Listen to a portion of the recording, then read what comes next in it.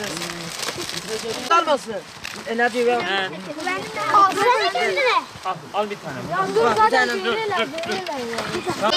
Gelin şöyle. Hocam.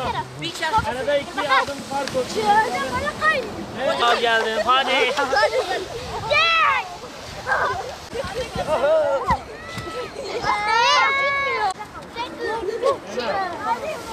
Ben baycan da yürüyün aşağıya gelin. Yürüyün gelin. Yürü abi yerden. Kalın kayın. Evet, hadi bakalım. Hadi. Durun. Durun.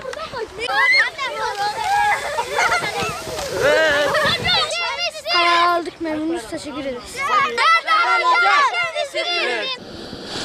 Bitlis 8 ay karın yağdığı, 8 ay tipinin, fırtınanın, ayazın olduğu bir şehir.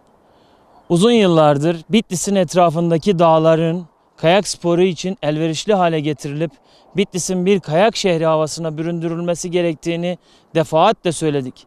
Ancak bugüne kadar henüz istediğimiz neticeyi alamamış olmanın vermiş olduğu bir bıkkınlıkla çocuklarla birlikte olmaya karar verdik. Çocuklarla birlikte bir araya gelmenin şu anki mutluluğunu inanın sizlere anlatamam. Zaten az önce kendiniz gözlerinizle gördünüz. Çocuklar çok basit böyle bir kızakla dahi çok mutlu olabiliyorlar. Bir ara buradan geçiyordum. Çocuklar poşetle kayıyorlar. Ve poşetle kayan çocukların ailelerine gittim. Ziyarette bulundum. Ve sürekli de hasta oluyorlarmış. Bunun üzerine çocuklara kızak almaya karar verdim. Ve çocuklar bir kızakla çok mutlu oluyorlar. Bunu görünce de bir çocuğu da siz sevindirin diye sosyal medya ortamında bir kampanya başlattım.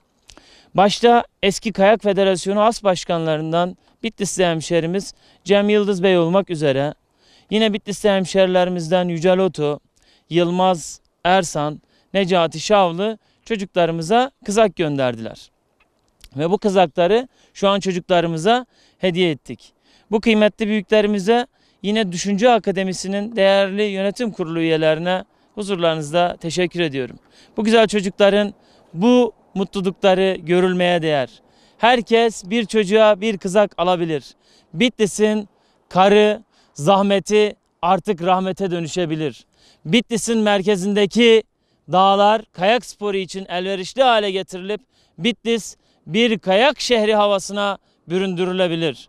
Her çocuğun bir kayağı olabilir. Her çocuğun bir kızağı olabilir. Bunlar çok zor şeyler değil. Bunu hep birlikte el birliğiyle omuz omuza, yürek yüreğe başarabiliriz.